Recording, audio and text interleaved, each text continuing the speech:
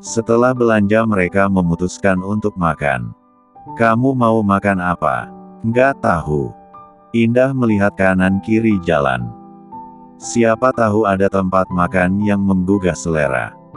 Sejak hamil, nafsu makannya meningkat. Warteg atau warung biasa nggak apa-apa, Om. Lapar. Bayu mengarahkan ke warung makan di pinggir jalan raya. Warung langganannya. Motor berhenti di bawah pohon. Keringat membasahi kening dan pelipis Indah. Duduk terlebih dahulu di bangku panjang yang menghadap persawahan. Angin cukup semilir. Pacarnya Mas Bayu. Bening banget, tanya Pak Roni, pemilik warung. Bukan. Teman biasa. Bayu memandangi Indah, pipi itu memerah alami karena kepanasan. Indah, mau pesan apa? Indah menoleh. Adanya apa? Ya, kamu kesini. Ambil sendiri. Bayu menunjuk etalase yang penuh masakan matang. Om aja yang ngambilin. Mager.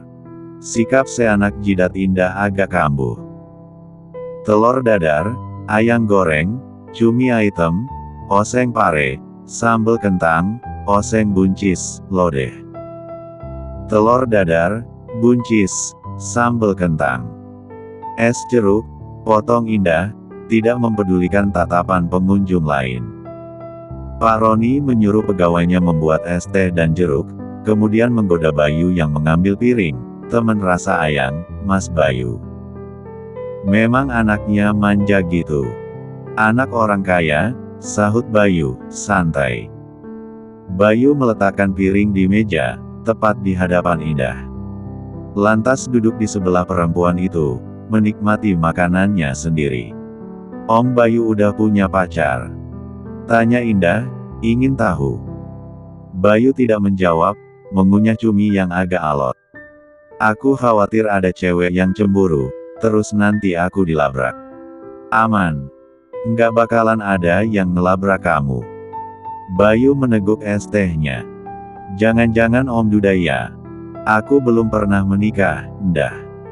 Tapi udah pernah kawin, kan? Indah terkekeh pelan. Ya, Tuhan. Kepala Bayu mendadak pening. Dia pikir, Indah kalem bukan perempuan yang asal ngomong. Om Bayu pasti udah tahu kalau aku hamil, kata Indah, lirih. Itu urusanmu, Indah. Bayu menoleh ke kanan, wajah Indah berubah mendung. Memutar-mutar sedotan es. Sehat-sehat ya kamu. Anakmu pasti bangga punya ibu yang kuat. Indah menatap Bayu yang tersenyum. Walaupun hanya senyum, lesung pipi itu terlihat. Bentuknya memanjang, bukan bulatan kecil. Om Bayu kerja apa? Indah mengalihkan pandangan. Barista. Bapak Ibu. Bayu mencoba bersabar, tidak ingin membuat mood Indah jelek. Bapak hilang di gondol kucing, ibu meninggal dunia. Maaf. Nggak apa-apa. Bayu menghela napas. Sedari usia 10 tahun hanya hidup berdua dengan ibunya. Ada satu saudara ibunya, Pak De Adnan dan istrinya. Bayu masih menjalin komunikasi baik. Aku tinggal di Jogja. Indah terkikik. Aku nggak tanya, Om. Siapa tahu kamu tanya, tukas Bayu. Indah menyedot esnya, tangan kanan scroll dunia maya. Dadanya sesak melihat akun Ayana yang berfoto dengan Radit. Dengan caption, lamaran.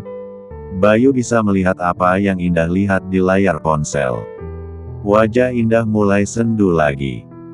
Kedua mata mengembun. Apa semua cowok brengsek, Om? Gumam Indah, mematikan ponsel. Aku dihamili, tapi dia nikah sama cewek lain. Bayu tidak bisa berkata-kata. Bingung sendiri. Akunya yang bodoh. Cewek bodoh yang mau ditiduri. Indah tertawa getir, menyeka air matanya dengan cepat. Manusia kadang melakukan hal bodoh. Akan tetapi, penyesalan tidak berguna. Perbaiki diri, Balas dendam dengan kebahagiaan. Jangan menoleh ke belakang, karena kamu sudah memutuskan berjalan ke depan, kata Bayu. Duh, sok bijak. Tumben. Mungkin gara-gara makan cumi. Indah tersenyum lagi. Om kuliah di Fakultas Filsafat ya. Tebak Indah, ternyata Bayu cukup menyenangkan. Ekonomi, ndah. Udah selesai makannya. Udah. Kami udah kenyang. Indah mengusap perutnya yang agak buncit. Bayu membayar dulu. Ketika berbalik Indah sudah menunggu di luar. Om, nanti kalau anakku lahir manggil Om apa? Random sekali pertanyaan Indah, yang mengenakan helm dan duduk membonceng di belakang. Terserah. Boleh peluk nggak? Aku ngantuk. Nggak boleh, tegas Bayu. Nanti kalau aku jatuh gimana? Bahaya loh, Om. Bayu tidak menyahut. Mulai memacu motor matiknya. Aku bercanda, Om, ujar Indah, ingin sekali cepat sampai dan tidur. Dari kaca spion, Bayu melihat Indah yang terkantuk-kantuk. Diraihnya tangan kiri Indah, diletakkan di pinggangnya. Pegangan. Indah tanpa sungkan-sungkan memeluk pinggang Bayu. Mengeratkan pegangan. Rasa kantuknya makin menjadi-jadi saja, tapi diusahakan tetap terjaga. Kadang matanya bersirobok dengan mata Bayu di kaca spion motor. Indah tersenyum, Bayu melengos tidak jelas. Bayu merasa kurang nyaman karena merasakan tubuh Indah di punggungnya. Terkadang Indah meniup leher, membuat Bayu merem 4 nanogram saja. Indah sekarang meniup tengkuk, berpindah ke telinga. Indah, jangan tiup-tiup, hardik Bayu. Biar aku nggak ngantuk, Om, dali Indah, karena tengkuk Bayu cukup menggoda. Kadang Indah lupa kalau dirinya berbadan dua. Grogi ya, Om? Enggak, sanggah Bayu. Kemudian terasa pegangan Indah mengendur. Bayu melihat dari kaca spion. Wajah Indah kembali sendu. Indah hanya memegang baju Bayu. Kelakuannya sangat tidak jelas. Bisa dengan mudahnya peluk Bayu.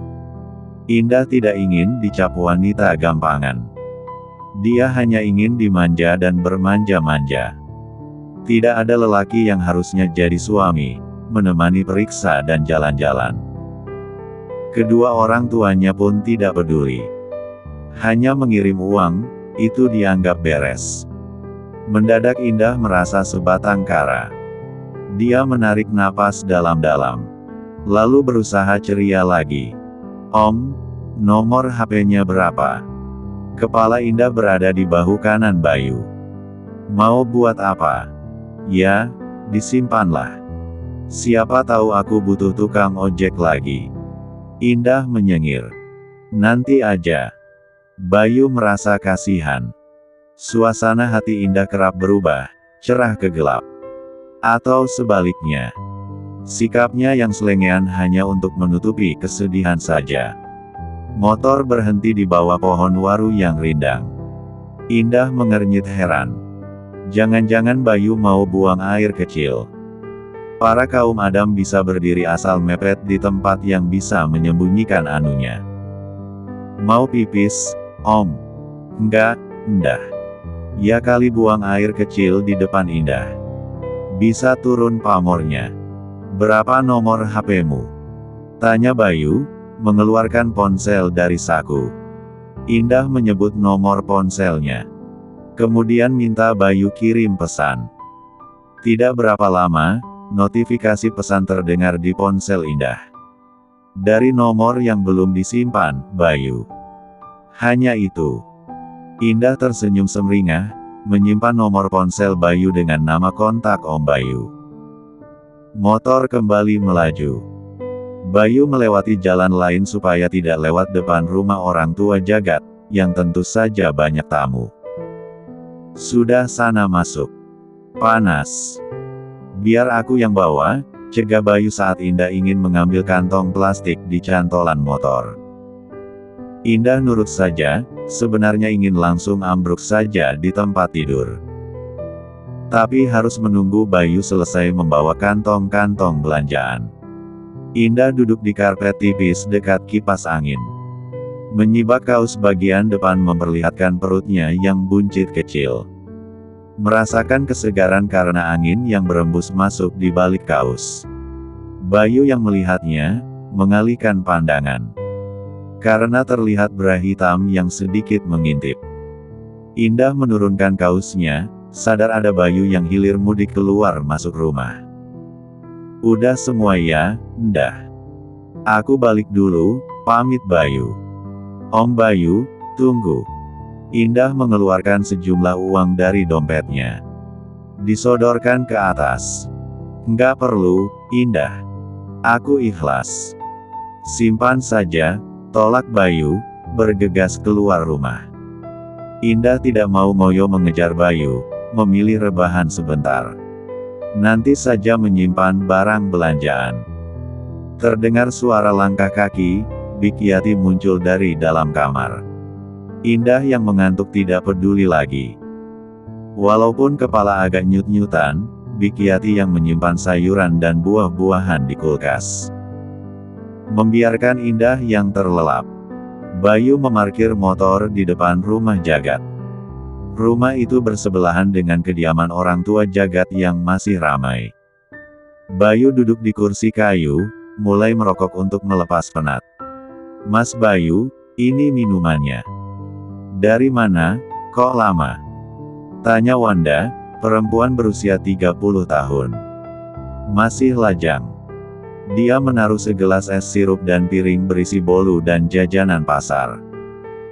Mas Bayu nganter Mbak Indah. Malik yang menjawab. Mengambil rokok milik Bayu tanpa permisi. Oh, cewek hamil yang tinggal di rumah Bu Yati. Emang dia nggak bisa mengendarai motor? Wanda penasaran. Nggak bisa. Nggak semua orang bisa naik motor. Nggak perlu dipermasalahkan. Makasih minumannya, tukas Bayu. Wanda agak bersungut-sungut. Kadang jadi cewek manja ada untungnya. Dia kembali ke rumah sebelah. Jagat terlihat keluar dari tenda, mengenakan kemeja batik lengan pendek. Menghampiri Malik dan Bayu. Kencan nih sama cewek cantik sayang hamil, ejek Jagat. Bayu tidak menyahut, mengembuskan asap rokok. Bensinnya dah diisi, Bey? Tanya Jagat. Sudah. Aku mau tidur dulu. Sore nanti balik Jogja, ucap Bayu, menggilas ujung rokok di asbak. Bayu beranjak dari teras, masuk ke kamar, rebahan di kasur. Tidak mempedulikan suara bising musik serta obrolan Malik dan Jagat mengenai motor. Seminggu berlalu, hampir 1 bulan Indah tinggal di kampung. Kedua orang tuanya masih mengasingkan Indah. Ternyata Bikyati yang memberi kabar dan kondisi Indah pada Harsa. Jadi tidak perlu repot-repot menelepon Indah. Pagi itu, Indah berjalan-jalan ditemani Ganis, keponakan Bikyati. Rata-rata keluarga Bikyati bisa menerima kehadiran Indah yang hamil. Ya, walaupun sesekali Indah jadi bahan gosip. Seperti tidur dengan lebih dari satu lelaki, makanya tidak ada yang mau tanggung jawab. Indah tidak peduli. Mau marah atau menjelaskan percuma saja. Tidak ada bukti, hanya ditiduri oleh si brengsek Radit. Ganis, itu bangunan apa? Indah menunjuk bangunan besar bercat putih, yang dikelilingi pagar berkawat duri. Itu apa ya? Kayak pabrik gitu. Ngirim udang ke luar negeri, jawab Ganis, usianya menginjak 17 tahun. Indah mengangguk. Mengedarkan pandangan ke kebun jagung yang mengering. Kemudian melihat perempuan mengayuh sepeda yang sinis sekali. Apa salahnya coba? Itu Mbak Wanda. Naksir Om Bayu. Padahal Mas Malik cinta berat. Bayu. Indah belum bertemu dengan lelaki itu lagi. Jagat muncul dari arah berlawanan. Tersenyum ramah, seperti plastik ramah lingkungan. Dia mengenakan baju olahraga dan sepatu kets. Jagat berkulit kuning langsat, nilai 7 untuk kategori ganteng. Tubuh proporsional. Lebih tinggi Bayu. Jalan-jalan.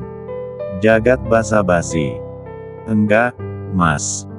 Ini melayang, cibir Ganis. Betah tinggal di kampung ini, Indah. Tanya Jagat.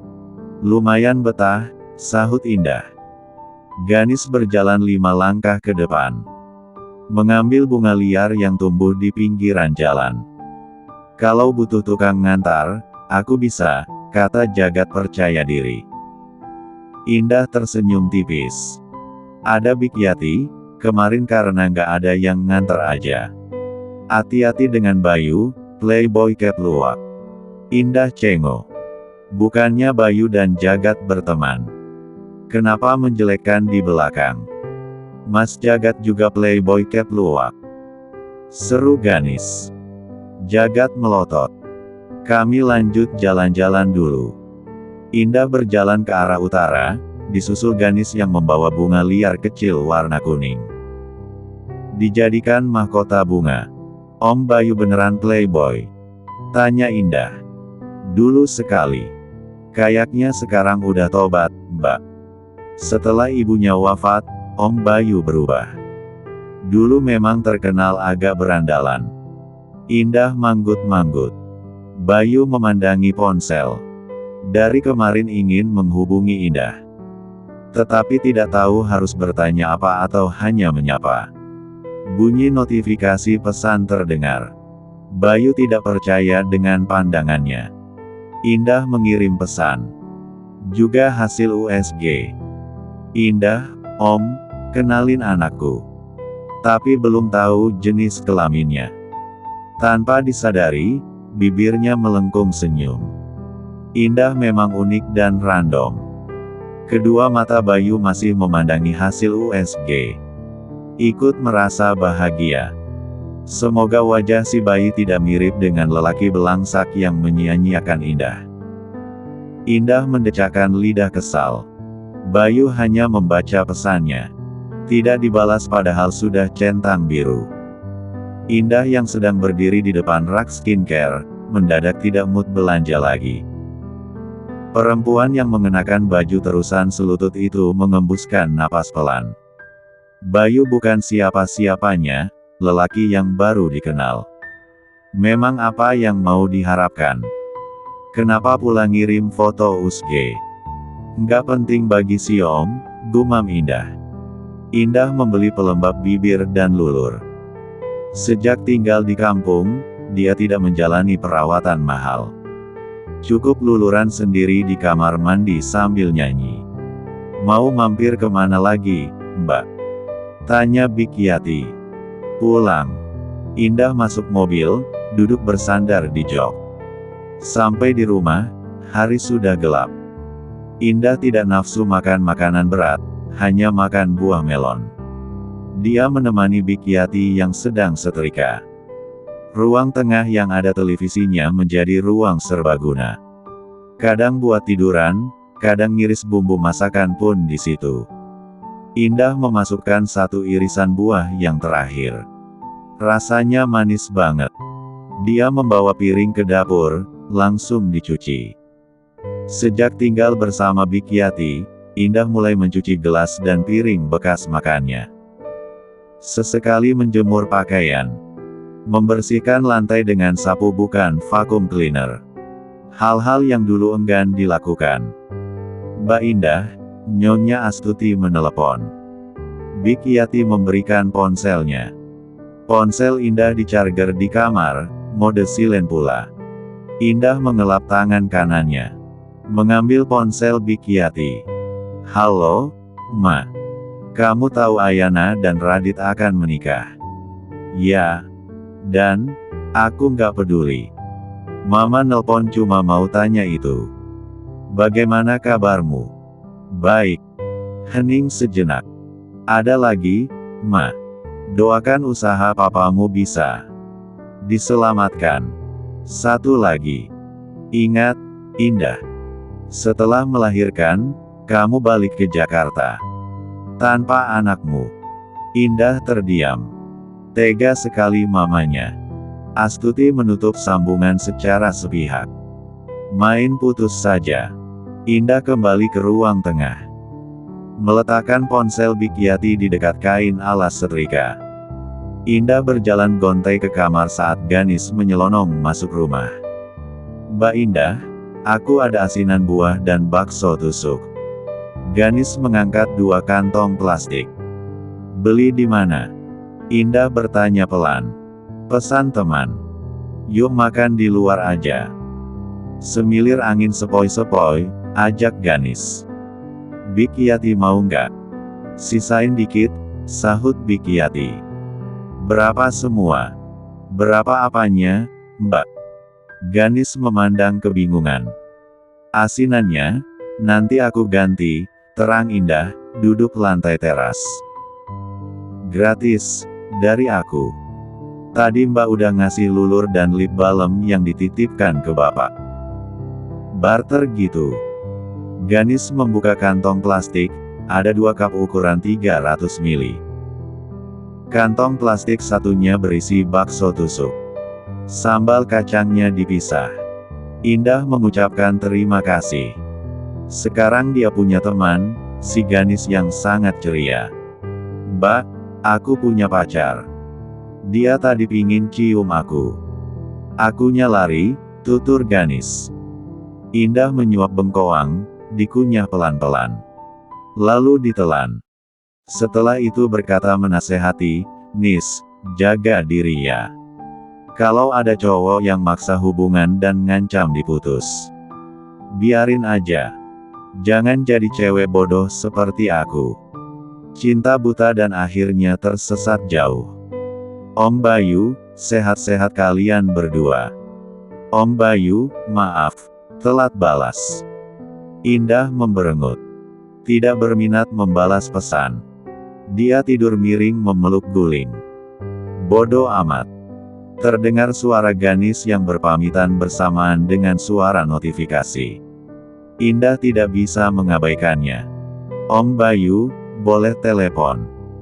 Indah akhirnya mengizinkan Bayu, bukan telepon, tapi video call. Ingin tahu Bayu di mana? Layar ponsel terlihat wajah Bayu, yang tersenyum dan menyapa. Sepertinya Bayu juga di kamar. Terlihat dari gantungan pakaian di belakang pintu. "Telat balas 4 jam. Karena aku bukan teman prioritas." Indah masih tidur miring. "Maaf, saat baca pesanmu ada tamu datang. Terus, kelupaan. Coba kalau dekat, udah tak cubit." "Perjalanan ke Jogja berapa jam, sih?" 3 jam lebih. "Jauh ya. Om kapan datang lagi?" "Nggak tahu." Mereka saling memandang. Indah suka melihat Bayu yang mengenakan kaos singlet, lengannya berotot.